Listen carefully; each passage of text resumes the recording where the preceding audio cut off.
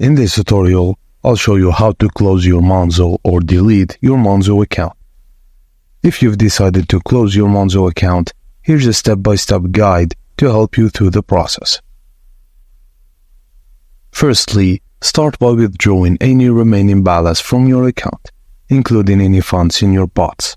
Just ensure account balance is zero.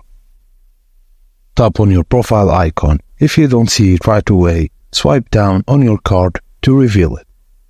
If needed, tap on the Settings cog to access more options. And then, scroll down and tap on Close Account to begin the process. Follow the on-screen instructions to complete the closure. And that's it, your Monzo account will be closed. It's as simple as that.